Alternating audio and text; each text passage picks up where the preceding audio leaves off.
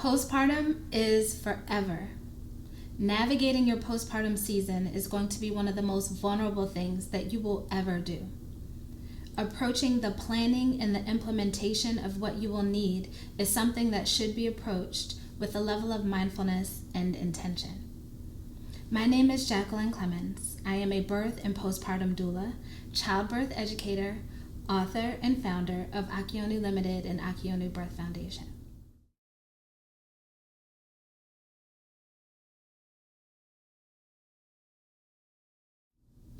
Before I get started today, I would like for you to breathe with me. So I'm going to take a moment and I would like for you to join me in taking 5 deep breaths. So breathe with me. Inhale and exhale.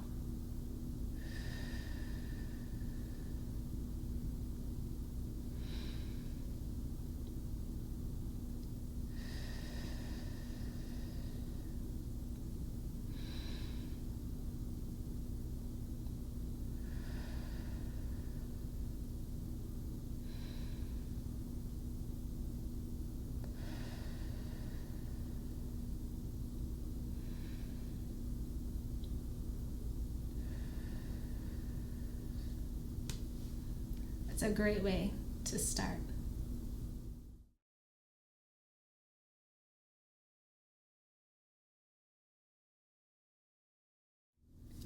Planning for your postpartum needs to have a mind, body, and spirit approach. You need to be mindful of the people that you surround yourself with, the foods that you take into your body, and make sure that you are doing activities that actually nourish and ground your spirit. When it comes to your mind, you want to make sure that you're taking moments to breathe throughout the day. You will feel like you have no time, that the baby, other family members, your partner, or your spouse are first priority when it comes to things that need to be done. One quick, simple way to ground your mind quickly every day is by taking 5 intentional deep breaths. It does not take that long to do. But by taking these deep breaths, you allow your body and your mind to connect and be centered, regardless of what you have going on. We all expect to experience baby blues between 4 to 6 weeks postpartum. That's the time after you have a baby where your hormones flush and your body is trying to reset itself, and you might feel more feelings of sadness or maybe even a bout of despair.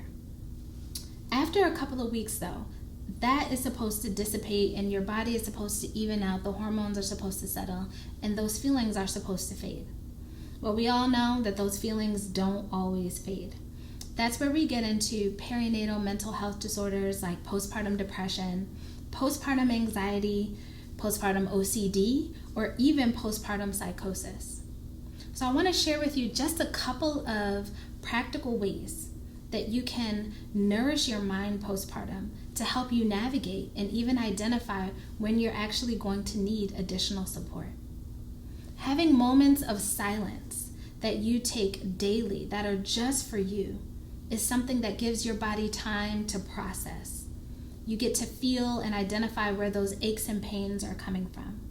You get to check in with yourself and with your heart to see how you're actually feeling and doing without the onslaught of responsibilities to distract you. Making sure that you are able to speak life over yourself and speak positively to yourself is something that you can do to positively impact your mental health during your immediate postpartum season. That looks like giving yourself grace verbally. I had a hard day, but I can do better tomorrow, or I did my best today and I gave 100% of whatever I had. This also can look like making sure that you have these moments of reprieve built in with your support system. You might need it first thing in the morning. You might need it right before bed at night so that you can kind of get into your rhythm of rest. Whatever it is, it's up to you to identify where that moment of silence would best benefit you, and then ask your support system to support you in that. Another thing that is super imperative to do is to give yourself time to process your emotions. You're going to be feeling all the things. Some things might be up here and some things might be down here. but giving yourself time to process it and not feeling like everything has to be addressed all at once is healthy for you. It gives you time to identify what is real, what is reactionary, and what actually needs to be addressed. And so giving yourself those moments of process and not judging yourself and being harsh on yourself in those moments is something that's good for your mind. If you find yourself struggling consistently, you've talked to your loved ones, you've talked to your support system, and you just can't shake it, it's absolutely okay to invest in speaking with a therapist. It's okay to take time out to do those hobbies and those things that actually make you feel good about yourself. Now, I'll be honest with you. Talk therapy isn't for everyone. For me, I needed creative outlets during postpartum to help me feel grounded because I am a creative. So therapy can look like something physical, somatic therapy. It can look like something artistic. There's different kinds of art therapies and drama therapies. Group therapy, if you're someone that likes to share and to feel like they're not alone, there's a ton of support groups for moms where you guys can share and give each other advice. But for some people, you need that. You need to know that you're not alone. And for some, you might need that one-on-one therapy. And that's totally okay. But when you are considering the newness and the gravity of what you have just done, you've just brought life into this world, or maybe you haven't, right? Therapy in all forms can be helpful. But most importantly, giving yourself time, giving yourself those moments of silence and those moments to breathe is going to be something that helps set you up for a very healthy postpartum process.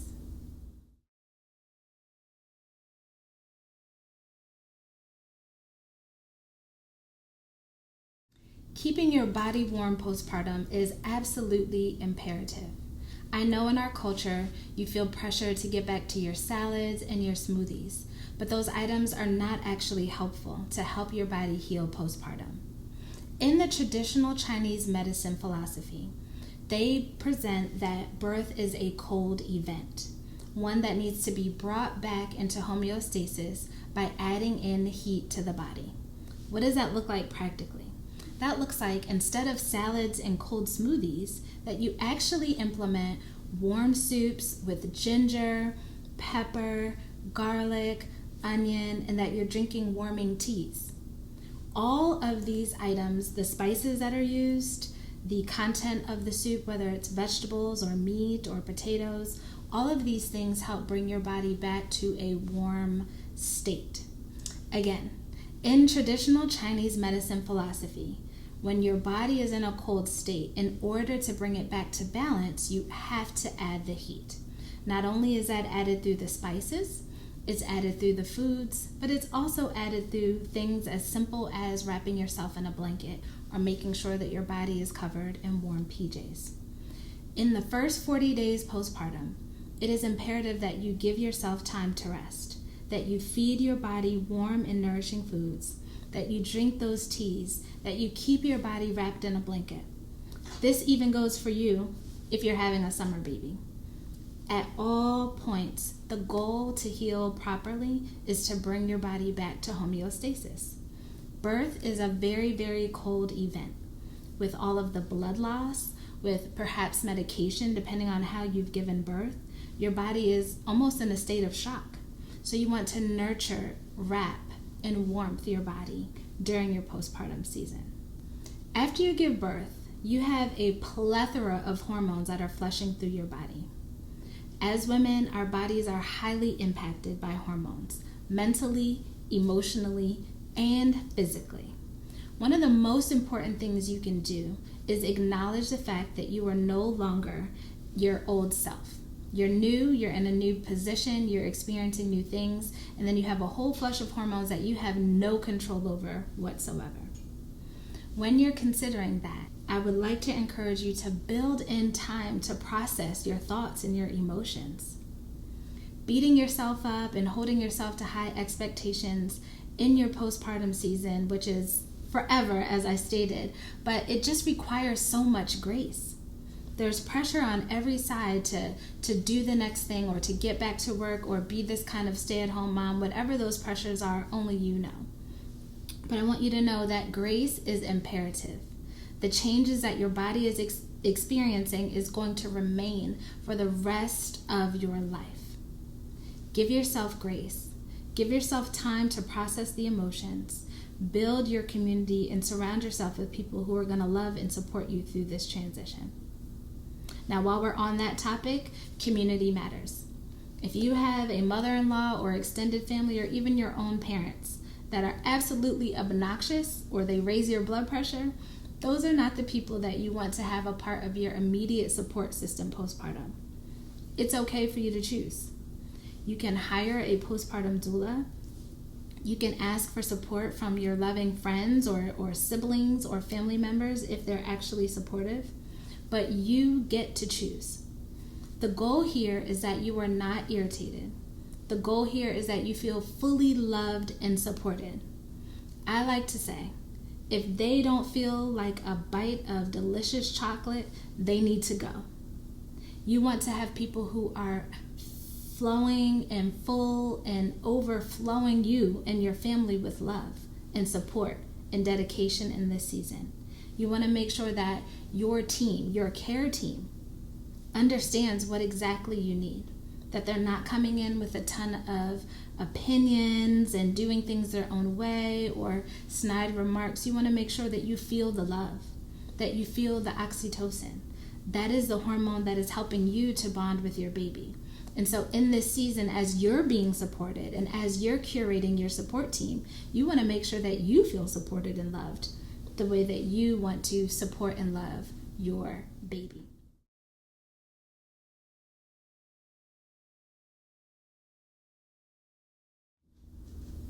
Nourishing your spirit is going to be a necessary investment that you make. Taking time out to meditate and be still is something that could impact how you navigate your days. Now, earlier we took those deep breaths together.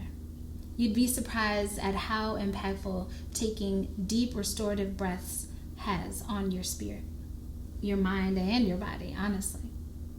But then there's also digging into your beliefs, whether it's reading scriptures, reading holy sacred text. A lot of times we have guidance for our life in our actual belief systems.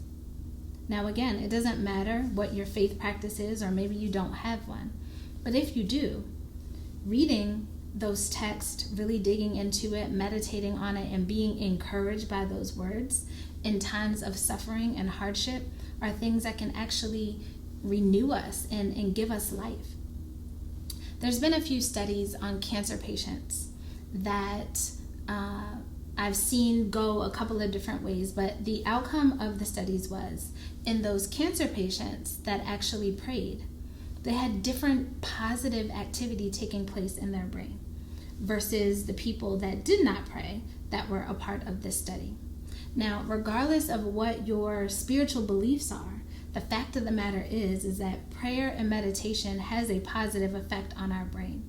And when we're going through all of these hormonal shifts that we're experiencing, something as simple as praying and meditating, or praying and meditating on a particular text, has an actual physiological positive impact. So as you're thinking about ways to nourish your spirit postpartum, don't forget, get your journal out, write down, your favorite verse, your favorite scripture, your favorite text, your favorite poem, whatever it is. But take that time out intentionally every day to build that in, to nourish yourself. It actually has a scientific positive effect on your brain. And honestly, during postpartum, you're going to need all the help that you can get. Regardless of your spiritual practice, this is going to be one of the times where you really want to get deeply rooted. Whether it's prayers, meditation, stillness, walking meditations outside, going to your local synagogue, church, or temple, whatever your thing is, this is the season that you need to get tapped in. You're going to be pulled to and fro with your emotions. You're going to be pulled to and fro with your responsibilities. But getting spiritually grounded is going to be something that will help you grow, not only in that moment, but from that moment moving forward. So you want to take great care in your spiritual walk postpartum. Now, I talked about a couple of different areas here, and you might have heard one area that you feel like you've mastered, and so you might tune out and say, I already know that. I don't need to worry about that. But I encourage you to really lean in and understand that true, full, comprehensive healing is a mind, body, and spirit approach. You can't have complete, healthy healing without all of the components. So rather than focusing on the information that you already know, maybe just listen in to one area that you're not as strong in and make sure that you shore it up. It doesn't matter if this is baby number 1 or if this is baby number 5. This applies every single time. So I just want to encourage you through it all. You're going to fumble, you're going to make mistakes. We're all on this walk imperfectly. Nothing is ever going to be perfect, but give yourself grace. Plan accordingly. It's okay to have a postpartum plan, just like you had a birth plan. It's okay to create strong boundaries in this season, even though this is one of your most vulnerable seasons and you're going to need the most support. So as you're planning for the next baby, or if you are in the throes of postpartum right now, it's never too late to create those boundaries. It's never too late to invest in your mind, body, and spiritual health. My name is Jacquelyn Clemmons, and again, I am an author, a birth and postpartum doula. I'm the founder of Okionu Limited and Okionu Birth Foundation. And I want to take this time just to share a little bit with you about Okionu Birth Foundation. We provide meal support and group therapy support to low-income BIPOC postpartum families. That can look like group therapy event through our True Wisdom postpartum circles. It looks like meal delivery for families in those first few weeks home. It looks like grants to support folks to get postpartum doulas into their home or hire someone to help with meal prep in the home. And so I want to invite you to support low-income postpartum BIPOC families by donating to the Okionu Birth Foundation. Our principles remain the same as what I spoke about here. We want to make sure that families are supported mind, body, and spirit. Within the first year after giving birth, I think the statistic is about 70% of families have the hardest emotional time in their relationship, and it often ends in divorce and separation, which means that in the time that families need the most support, they're not getting it, and it actually impacts their entire family. And so our goal at Okionu Birth Foundation is to strengthen communities by strengthening the family. And we strengthen the family by supporting the family with what they actually need. So today, I invite you to donate at Okionu Birth Foundation, OKIONU birthfoundation.org. You can reach me, Jacquelyn, on IG at I am Jacquelyn Clemmons Muhammad. And you can email me at jacquelyn@okionu.app if you would like to connect and build in any kind of way. So I thank you guys for listening. Give yourself grace, and remember, postpartum is forever.